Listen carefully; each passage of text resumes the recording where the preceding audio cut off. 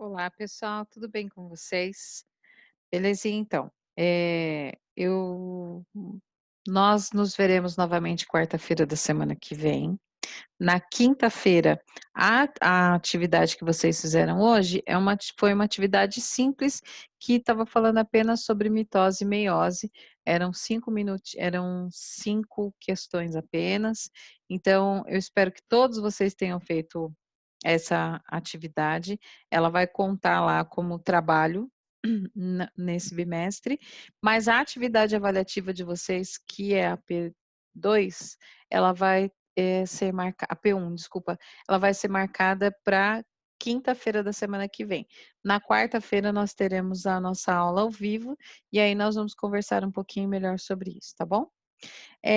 Mas antes de dar continuidade, a aula 2 que está gravada, que vocês vão assistir, ela já está falando sobre eu já ela não, eu. Eu já estou falando sobre embriologia animal.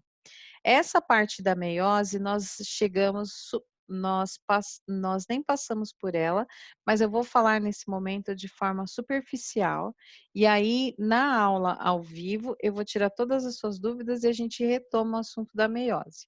Então, nós precisamos a meiose ela tem uma distinção em relação à mitose. Na verdade, algumas distinções. A primeira é que a mitose, ela tem as 4 fases e encerra. A meiose, ela tem a meiose 1 e a meiose 2, tá? Então, nós precisamos ficar com isso em mente. Uma outra coisa muito interessante na meiose é que ela é específica para variabilidade gênica. Então, a meiose, ela é apenas para a formação das células germinativas, tanto as células masculinas quanto as células femininas, tá? Então, uma célula, ela vai dar origem a 4 novas células com metade dos cromossomos da primeira célula. Então, se na primeira célula nós tínhamos 46 cromossomos, na célula final desta meiose, nós teremos aí 23 cromossomos. Por que que nós temos 23 cromossomos? Por quê? Se essa célula é uma célula germinativa e ela vai, ajudar no momento da fecundação, ela tem que ter só 23, porque ela vai ter 23 cromossomos masculinos, porque terá 23 cromossomos femininos. 23 mais 23, 46 cromossomos, que é a quantidade de cromossomos de um indivíduo normal. Lembrando, quando eu falo indivíduo normal, em biologia, eu estou falando um indivíduo que não tem aí as anomalias que são características biológicas negativas. Belezinha então, gente. Além dessas características que eu falei para vocês anteriormente, a meiose ela também tem um processo que acontece na meiose chamado crossing over, e isso acontece apenas na meiose, tá? A meiose ela é subdividida em 4 fases, da mesma forma que a mitose: prófase, metáfase, anáfase e telófase. Então, nessa divisão celular, nós temos a meiose 1 e a prófase 1.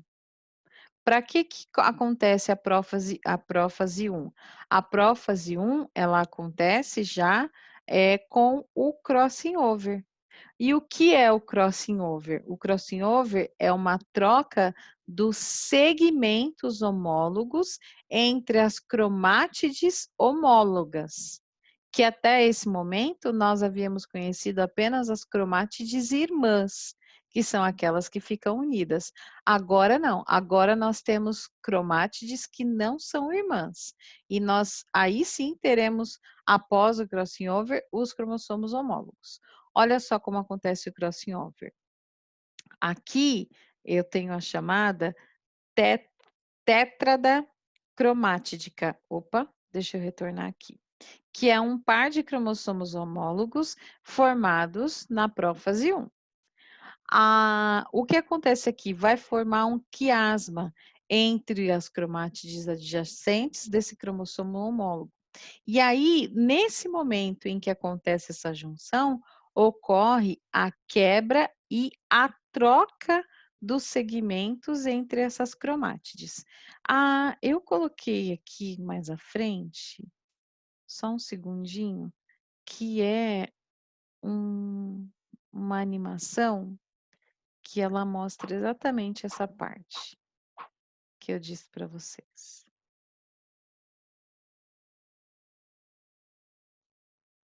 Aqui, olha só, nessa parte da meiose 2. Aqui já é a meiose 2.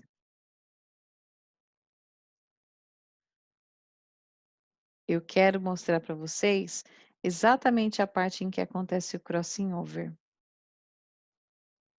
Ó, tá vendo? Acontece a replicação.